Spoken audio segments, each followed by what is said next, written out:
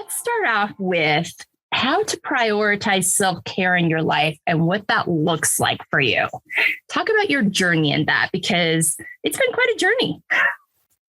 Yes, it definitely has been. I think in the season of raising children, it just looks a little different. Now, my girls are now, I have a 17-year-old and a 15-year-old. And, now one is in boarding school, one's still with us. And the way that it's worked is just, as they have grown, they have evolved into doing things for themselves. And then me just kind of seeing parenting a little different. Mm-hmm. As when they were little, I did everything for them. I was training them all the time, cooking for them, washing clothes, I was working at the same time, taking them to work with me. I'm a school teacher, so they would come to work with me. It was I was very involved, very engaged in all aspects of their lives. And as they became teenagers, I found that my role changed a little bit because I was also I was involved, but also on the sidelines a little bit so that I can give them some space so that they could also, find out who they are as well with me guiding them as well. Mm-hmm. So now my oldest is in boarding school. So then wow. So now I have time. I have time for some reflection and taking care of myself. And how do I do that? Right now, I am involved in a lot of, studies here on camp. Mm-hmm.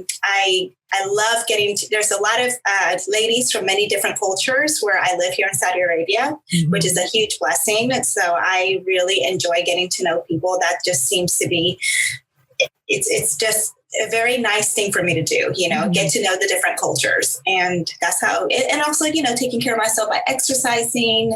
I do a lot of journaling too, a lot of reading, mm-hmm. And, just having alone time really also helps me to be more reflective. So. We're going to dive into this, confidently setting boundaries. And I want to start with, let's back up to the decision that you made a few years ago to go from Houston to Saudi Arabia. Wendy and Eric and their girls were in Houston. Wendy has a lot of family in Houston. Wendy is very close with her family. Eric's family is all in the United States. But Eric had a little different view on it because when Eric was a kid, he spent some time abroad with his dad, Gary, Uncle Gary's job. And so he kind of walked this out and kind of seen it before. But then this kind of opportunity presented to them. And then all of a sudden there was all these decisions to make. And talk about that. Talk about where boundaries came in. Just let's explore that a little bit. I've given you a big window to jump in through here. Well, this situation presented itself to us. And, one of the desires of our hearts was to travel with the girls, mm-hmm. and so this situation presented itself to us. He was called in for an interview. At that point, we didn't know what was going to happen, but we just embraced the journey. We just thought, we'll just take it step by step. We're not going to make any decisions because you can't. You just have to wait for how things unfold. Yeah. So, as we journeyed through the process, we got one step closer and finally he was offered the job. And at that point I thought, I didn't think we were going to get to this point, but here we are. What do we do? Yeah. So then at this point I thought, well, for the sake of just, learning more, because I'm a learner. I forgot to mention that I love learning. Yes, you are. Yeah. Lifelong learner. Yeah. I thought, you know what? Let's go ahead and go to the orientation and continue learning more because, at the end of the day, we really do reserve the right to say yes or no. Sure. Even at the very end, we can do that, right? They can do the same with us. Yeah. So we did approach it that way. We would just learn about it each step of the way. But, really, I think our faith had a really big part to do with it. We did pray, at the very beginning. It just was meant for us, that God would open doors, but if not, that they would shut. Yeah. And so the doors were just not closing. They just kept on opening. Mm. And I just remember that day when we had to give a final decision. And it was, the process started in July when he first interviewed. And by January, we had to let them know what our answer was going to be. Wow. And so I remember just, clearly making the bed that morning. And I said, well, God, you never closed any doors. I'm supposed to give an answer, but you never closed any doors. And I really think you want us to go for a reason. I don't know what that reason is. Yeah. But, in full faith, it was a leap of faith, Sure. And we just, at that point we said, you know what, we said, let's go for it. So, Eric was working for EDF at the time, and I was working as a teacher at the local school. And we just decided that we were going to embrace this journey. So here we are, almost 5 years later. Wow. Wow. So in having that conversation, how did that conversation go with your two preteen and going into teenage daughters at the time? How did that conversation go with families in terms of, this is what we decided to do, this is why? How did that all go? A lot of people were very skeptical. Especially taking daughters to Saudi Arabia. I mean, I will tell you, my first thought was like, oh my gosh. And even then at the time, would say, 5 years ago, there wasn't a lot of information like there is right now, we went to the orientation, and of course they painted it with a beautiful picture, as if, a great salesman does that, right? Yeah. And so, but of course I was a little skeptical about that. I thought, he's making it sound way too good, right? Right. Yeah. So at the end of the day, we really did not know. We talked to people that had previously lived on here on this camp, and they helped to paint a picture.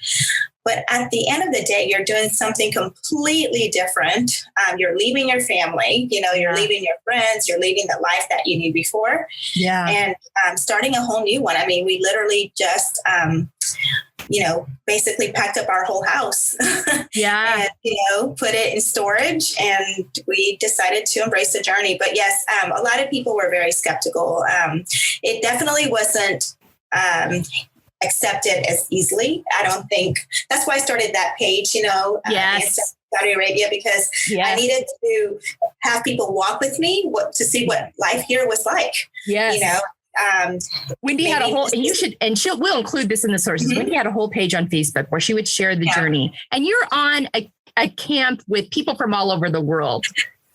Correct. Yes. Okay, so basically, right. This is a community made up of people from a lot of Westerners, coming from US, Canada, Europe, you got a lot of, Africans, people from China, Japan, all over the world, Australians, I mean, you name it. Yeah. So we do have a big group of people here. So it's very international. Okay. But so the fact that we lived in a very international community in Clear Lake, Houston, Clear Lake is a suburb. Yeah. Houston, it's actually 5 minutes away from NASA, which is really mission control. Yeah.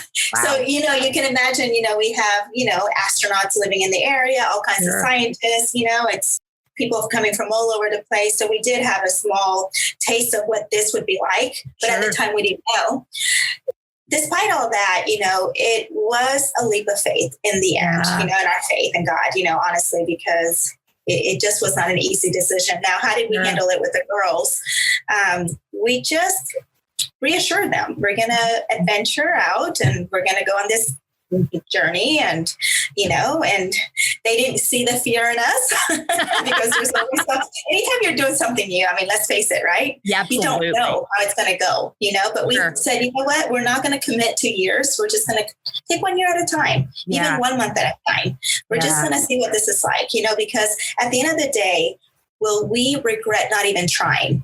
And that's how we also base that too. Will we regret it? And so we kind of didn't want to live with that idea that we had this opportunity that we could have done. We could have ventured out, and we chose not to do. So, and that's one of the other reasons too. So that's where we found our peace. And that's why we're here. Well, and you clearly, I mean, just without even saying it, you clearly built some boundaries around this as you were talking through, the skeptics. It's like, no, this is how we've decided it. This is the information we take it. This is how we're approaching it. We appreciate your support.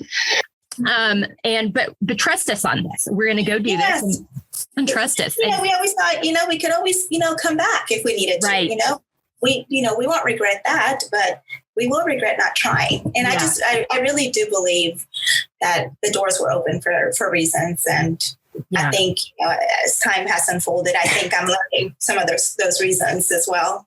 Yeah. Well, and you've thrived. I mean, your girls have thrived. I got a chance to see Wendy this summer and Eric and their girls at a family wedding, and just thriving, and have found their places and found their ways. And their oldest is now at a boarding school in Switzerland. Mm-hmm. Yes. Southern Switzerland, close to Italy. Oh, yeah. Can I go to boarding school with you? And that was another experience in itself. One of the things that the girls have learned, they both have different personality, just like your girls, they have different personalities. Right. And my oldest is more skeptical about new experiences. She doesn't embrace them as well. But coming on this journey, she's learned, when we try doing something new, 9 times out of 10, we find something that we actually really do like. Yeah. There's always, something, a surprise element for us. Sure. So just learning to just have no expectations. Yeah. And just be in the moment and embracing that opportunity. Yes. That has been very valuable for her. So what a great life lesson for her to get as a kid before she goes out in the world, when she's kind of naturally geared that way to her. That's life-changing. That's absolutely life-changing. And I love how, you talked about you and Eric, you listened to the information, you took the information, you set your boundaries, you weren't going to be swayed from it. You trusted yourselves, you trusted your faith, and you this thing. And I can tell you 5 years later, and it hasn't not been bumpy. I mean, COVID kept you there for a long time. Yes. You were very shut down. But you've also gotten to see some amazing things. You've gotten to see women starting to be able to drive in Saudi Arabia. I mean, you've seen some really transformational things too. Really incredible. It's been really neat. From the time that we arrived here to now, I've seen so many changes. I've never seen, any culture ever change in this rate ever, not even in the US. I have a driver's license, but let me just tell you, to get a driver's license here in Saudi Arabia, you have to jump through hurdles, and make you appreciate how easy things can be in the US, and I don't, sometimes you wonder if people realize that. Sure. Even today, myself, the reason why I'm wearing a pearl necklace was because I have been trying to open up a bank account, so I can actually work at the school. In order to work at the school, you have to have your own bank account. But if you can only believe that, it took me up to 2 weeks. So today I went in with my abaya, which is like a kimono that you wear over your clothes, and I went in with a set of pearls because I thought, why is it taking so long to approve this account? I'm not asking for a loan, but women have had to jump through all these hurdles, to be heard, to be included. Just now, it's so neat to see women, driving down the street and seeing women drivers. It is, to me, it's amazing. But yes, I finally got my account approved. Wow. The pearls help. That's amazing. What a story. I mean, what a different lens to kind of view that through. Oh, yes. Pretty sure I went and got all my different, because we've lived all over the country. We haven't lived all over the world like you. We've lived all over the country. I go in my T-shirt and my jeans and I get my license. Don't think twice about it. You can basically count on fulfilling your plans. If you know that you want to go to the bank and open up a new checking account, that you can walk into the bank and you can do it without any issues. Yeah. Over here, because you're a lady, it takes a little difference. It takes a little bit more time. There's more planning involved. And, Eric, I'm just his dependent. So, I am viewed as Eric's property. Wow. Whereas in the US, yes. So, he's, he also has to approve certain things, which of course that's never a problem.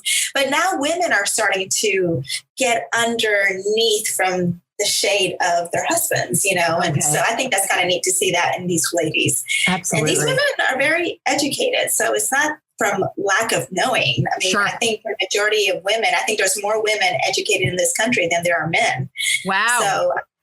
So women do take education very seriously. So I think it's kind of neat to see all the changes now. Yes. Oh my gosh. Fascinating. I talk about this all day. taking care of our emotional health as much as our physical health. How has that worked for you? Because with all of these different things and transitions and changes, from the time you were, the kids were young and you were teaching all the way through all these transitions now, how do you see that as a connect point? I know that's been a big connect point for me. What's your journey with that look like? Well, I try not to have any expectations, honestly. Mm-hmm. I think that's a huge one, because when you have expectations, you're setting yourself up for disappointment. Yeah. I mean, over here, I've learned that lesson. We've learned to improvise in many situations because we can't always find what we're looking for. For example, if in the U.S., you can go to Target and you say, well, let me go back a little bit. You can say, okay, I want to bake this and I want this certain brand of cream cheese and I know I'm going to find it. I'm going to go to Target and get it. And most of the time you will find it. Yeah. I would say 99% of the time. Yeah. Very rare. But over here, that's a different story. You're not always going to find ingredients for what you're looking for. So you learn to improvise, and you learn to just, adjust and not have expectations, because if you do have those expectations, you will experience that disappointment. Yeah. So for me, it's just going with the flow. Patience is a virtue. And I've just learned to not have those expectations and enjoying the moment, enjoying the moment as it comes, and just seeing beauty in everything that we see and that we do. And just counting our blessings, that is huge, and because we all, gratitude is huge, just expressing and being thankful for everything we have is a huge component for that self-care and emotional being. Well, yeah. And just your mental approach when you have that is so different. Absolutely. Absolutely. So yeah, that really does help. I think that's huge. Yeah. How can we support ourselves and other women in living unapologetically? Women, I think, sometimes feel like they're responsible for more than they should be because culture says that. We say sorry for things that aren't ours to carry. But you're also watching a lot of transition in a time where, going into the space you're in now, you were used to things being certain ways for women. As much as we have a long way to go, we're still a lot farther along than a lot of what you've seen. So, how do you go into that space and be yourself, not apologize for it, and help others to do the same?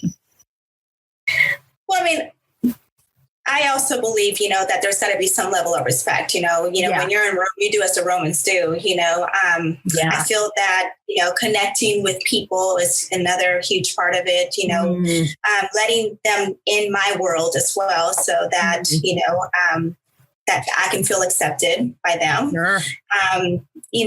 But at the same time, knowing my grounds, knowing what my foundation is and knowing, what I'm willing to waver with and not, I feel like, so for instance, when we first came here, I was a yes lady. I would say yes lady to everything, because when you first come here, people want to, see you, they want to get to know you.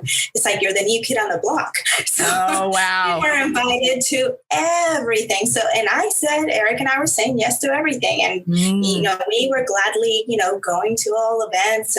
But over time you start, kind of feeling, more comfortable in certain things. And you feel like, okay, I'm not willing to bend in that area. That is definitely not where I fit, and you start kind of finding your comfort, and I don't have to apologize for who I am. I feel definitely more grounded if I stick to who I am instead of trying to fit in, because at the end of the day, you have to be okay with yourself. Yes. And you have to know yourself, who you are in all situations, so that you don't get into the stickiness of life. Yeah, so, absolutely. And I don't feel the need to apologize for it either. We're humans, and, for anyone to expect us to be perfect, that's a fallacy. There's no such thing, right? So again, it just goes to that level of expectations. And if people are setting expectations for me, I'm just like, I am human. I might disappoint you. I hope you're okay with that. So don't set expectations on me, because I promise I will disappoint you. I might be 5 minutes late, or I might forget to, our coffee date. I promise you, but you know what? You will never find a more genuine person that cares for you, that will be there for you. Just have no expectations, but I will be there for you. I promise you, that kind of thing. Yeah, absolutely. And genuine. I mean, that is such a good word for you. I mean, Wendy honestly is one of the most genuine people you will ever meet. And I love that because you know that about yourself. That's awesome. Next thing is the importance of setting and coming back to your why in everything you do, because you talked when you first got there, we need to get a lay of the land. We need to be open and friendly and get to know these people, build trust. But then at some point, we're going to pull back and really hone in on what is true to us. So talk about that, because you touched on it.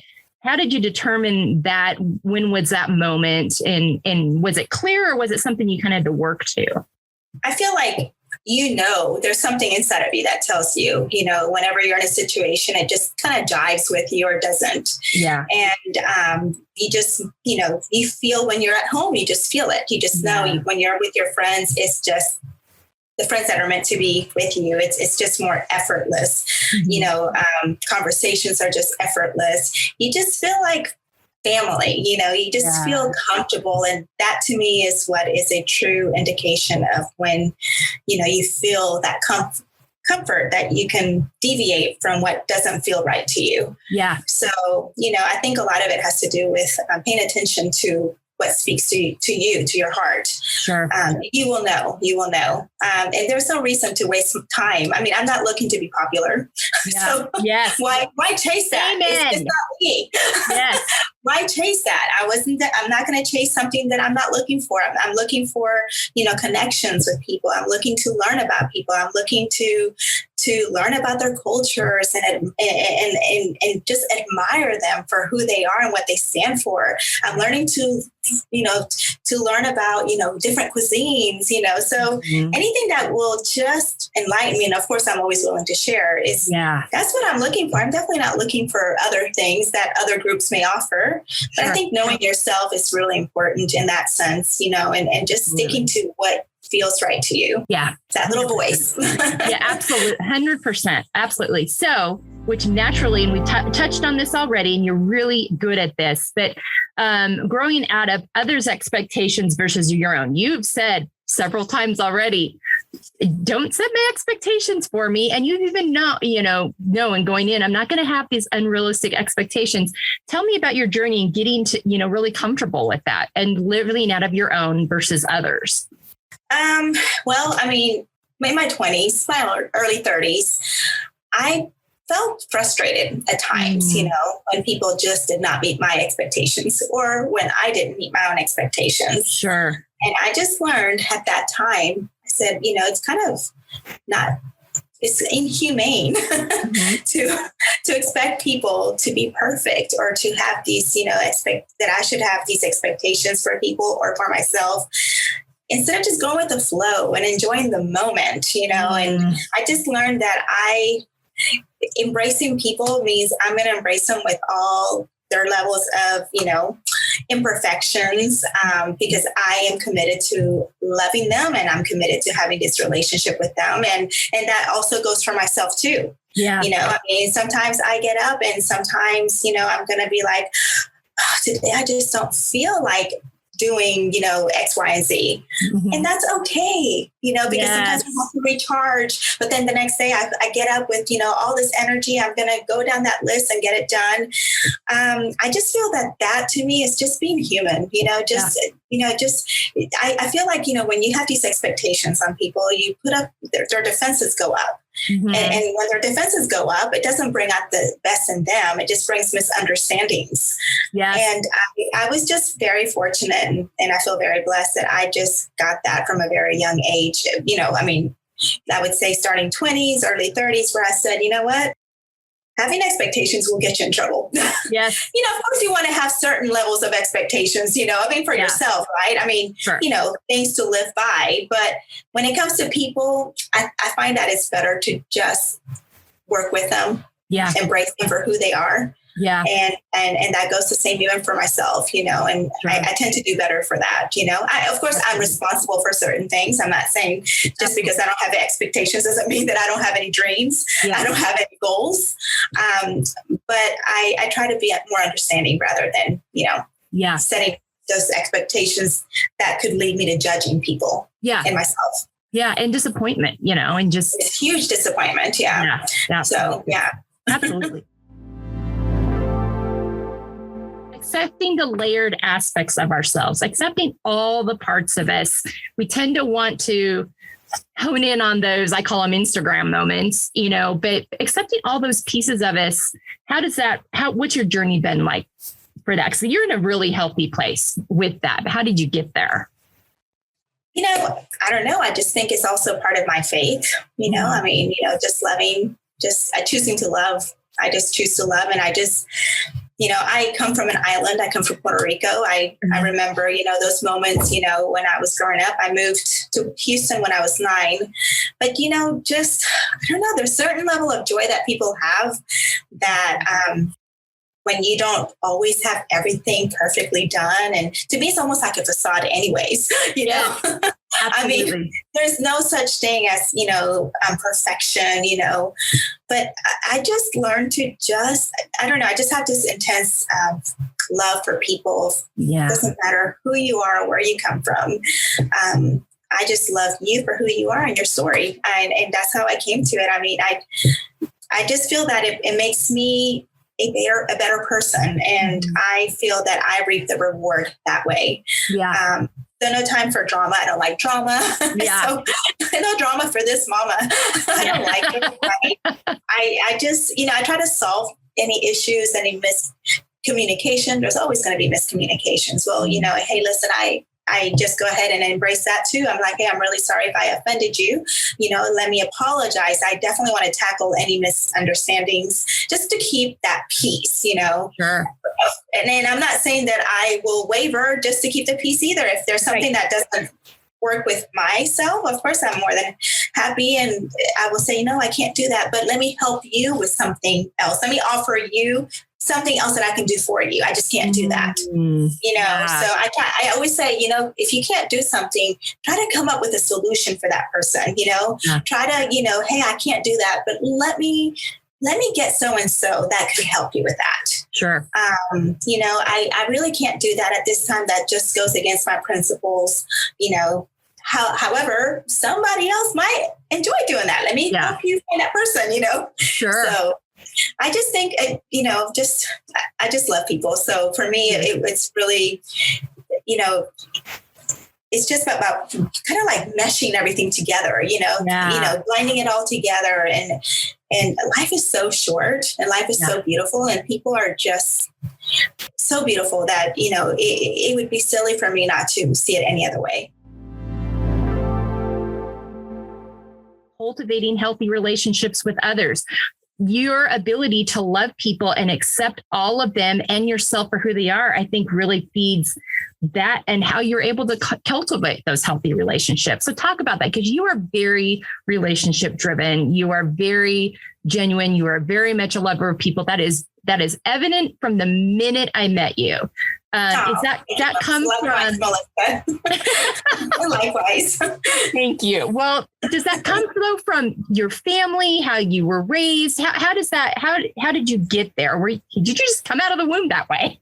I don't know exactly. Okay. Again, going back to my upbringing in Puerto Rico, when, people come together and they dance together, they have a good time together. Music is one huge element that brings everybody together. Yeah. That laughter, that joy. I'll never forget my grandmother. I always shared a story because I feel like that was one of the big points in my life that made me realize that you should always be a helper of people and lover of people. My grandmother, she didn't have much money, but I remember asking her one time, I said, Grandma, why do you always have this big pot of, rice and beans? And she says, oh, because you just never know who's going to need it. Mm-hmm. So I want to be prepared that if someone comes over, that I can offer them something to eat. Oh. And that to me was huge. That to me was, just loving people to that degree and to share the little that you have. I mean, what a big, symbol of love is that, that sacrifice. And so I think, that to me, I just grew up, with relationships. That was priority, families gatherings together, friends coming together. And we call them family because they became like family. It's what brings, for me, it's what life is all about. It's what brings joy. Yeah. And I just feel that foundation it started setting when I was a young child, coming from an island. Yeah. I know people think, music, salsa, merengue, but boy, that's huge. I have great memories of, growing up with that, and staying up, with my parents, my dad, and dancing with me, as a child, my aunts, everything revolved around music and the music and food. Yeah. You couldn't have, one without the other. Yeah. But of course, you have those two things together and people come. Yeah. And I just love that. Oh, that's so beautiful. I love that. What are some practices you use to process your emotions in healthy ways? I quiet the noise. I have to quiet the noise. I call it a recharge. People think, oh gosh, Wendy is such an extrovert. Well, you'd be surprised to learn that I'm both.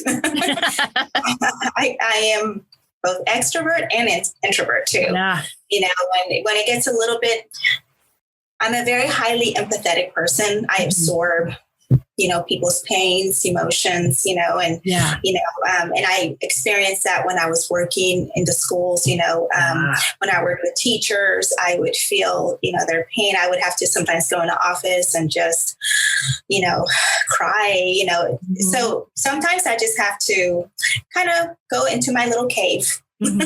Yeah. And, and quiet the noise, through that, pray, and, I write things out, journaling, and just reflecting. It's huge. But in order for me to get to that point, I have to reflect.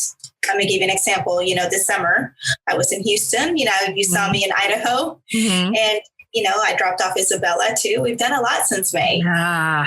And I was running 90 miles to nothing.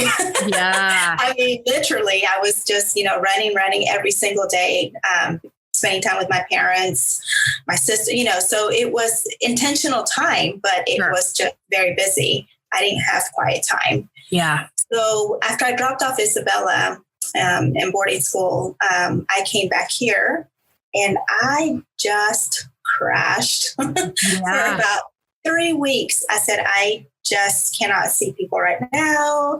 I need to completely, fully recharge my batteries. They were so drained. Yeah.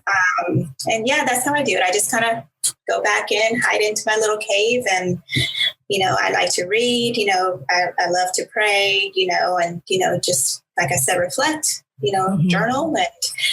And then when I feel good, then I start coming back out again. Yeah. So, but people understand that about me. People know that, hey, listen, I'm sorry, go ahead. What was the question? I'm sorry. No, I was just going to say, I love that you know yourself so well that you knew you needed that time. And because it matters. I think sometimes we feel like we can only take X amount of time, and we put our time in a box and then we're like, I've got to be okay by the end of this time because whatever. Yeah. And you're like, and you had an understanding, you knew you needed the time, you took the time, and then you come out feeling refreshed, and that makes all the difference. And, believe me, as I arrived, people thought, oh, she's back. So she's ready to help out with this and this and that. And I said, hey, listen, am I serving you or am I serving God? Which one is it? And if I'm listening to you, then I'm just trying to please you. At this point, I need that alone time. With all due respect, I cannot at this time. I need to, quiet some noise. I'll come back when I'm ready, and, I'll see you in a little bit. And the people know that about me. Of course, I'm available if they need me or something. But when I come back, I have to recharge. I completely disconnect and recharge. It's important. I think, quieting the noise is really important, so.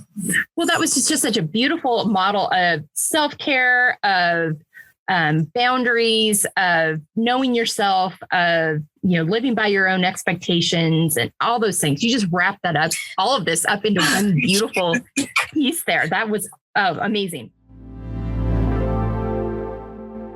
How do you live out feel? Finding empowerment, embracing layers is the name of our podcast. And you've really spoke to it. So just kind of in a summation, talk about how you live that out.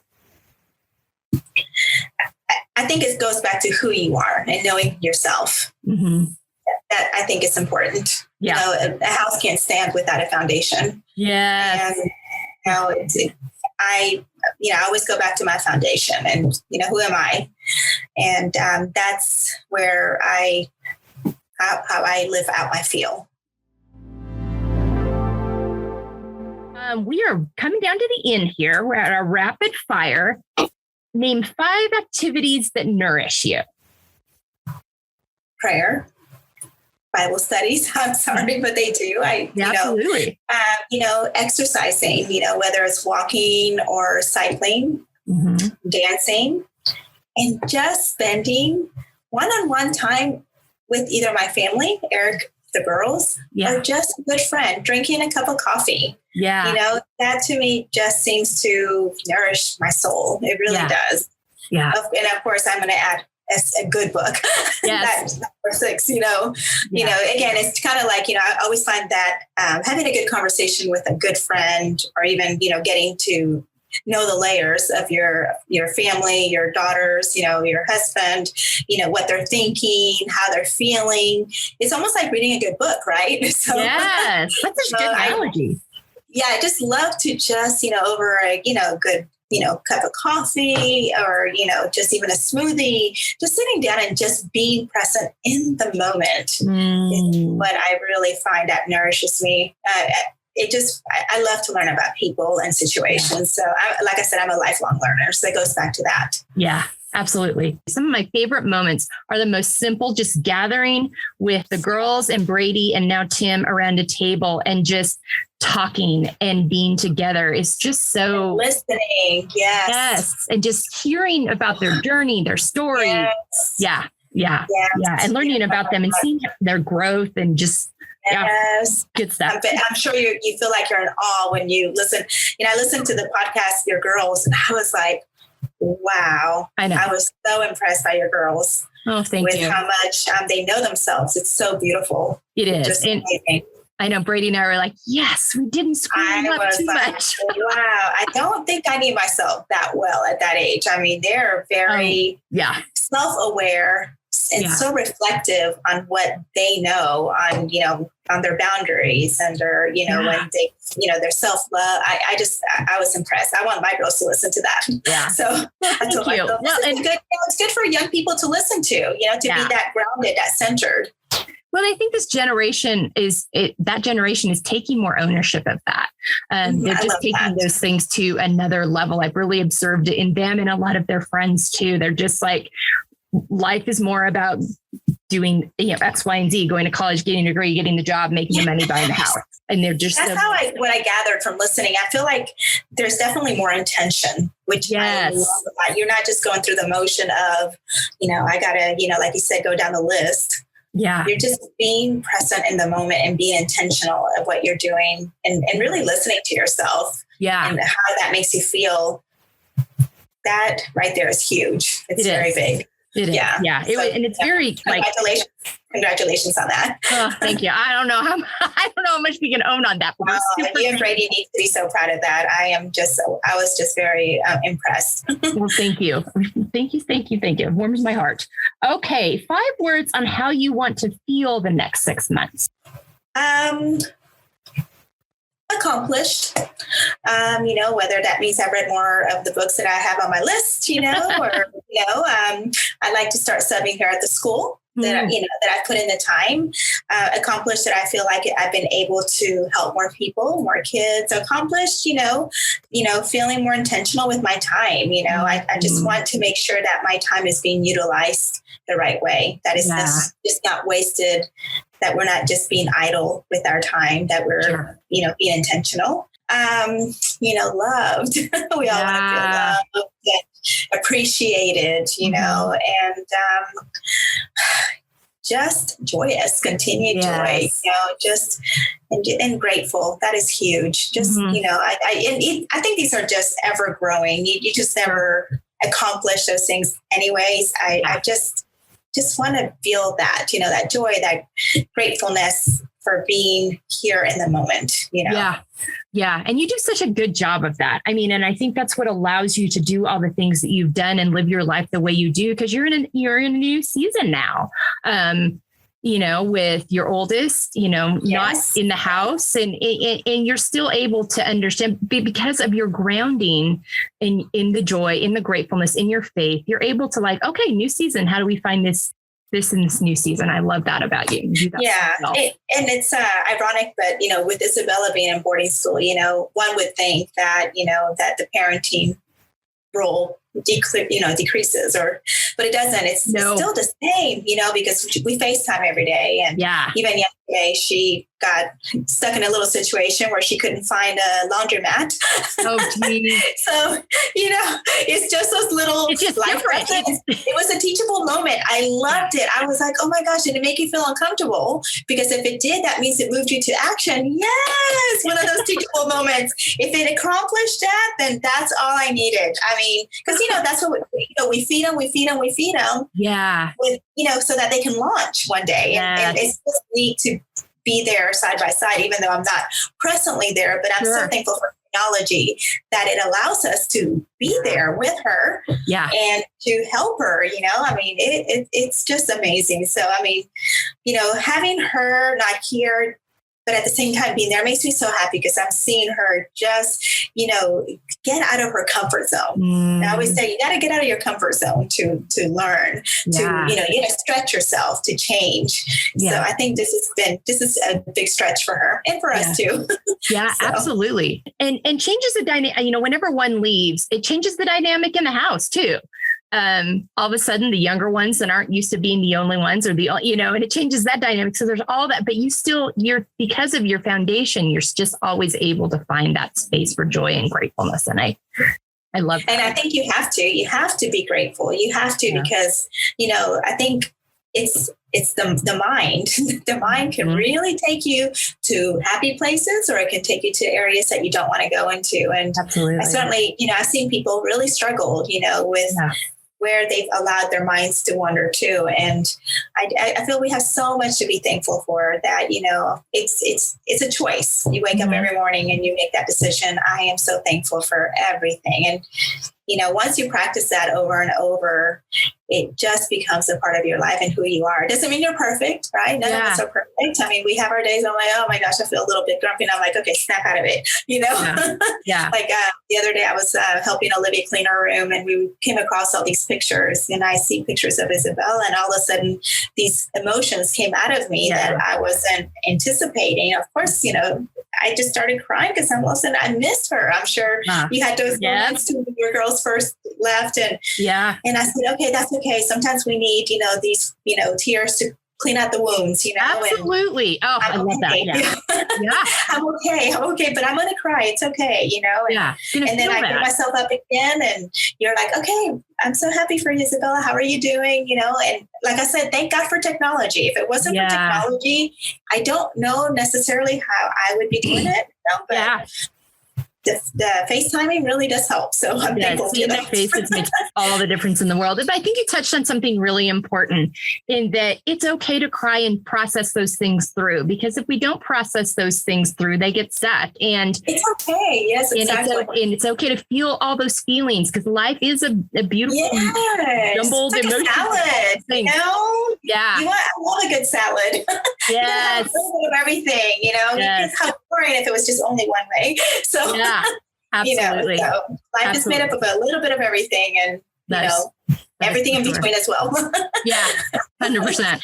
All right. Well, Wendy, thank you so much for your time today and your wisdom and your insight. I was so happy when you said yes, that you would love to be on the podcast. Well, thank you so much for having me. What an honor to be here with you. And I love what you're doing. I really do, because, you know, I think we need more conversations like this. And, you know, women need this kind of support. So I really do appreciate that you're doing this for all of us. Thank you. Thank you so much. All right, folks. Again, visit embracinglayers.com and add Embracing Layers to learn more about Wendy and all that she is involved with, cares about, believes in. And thank you so much for joining us in this great conversation today, and have a great week.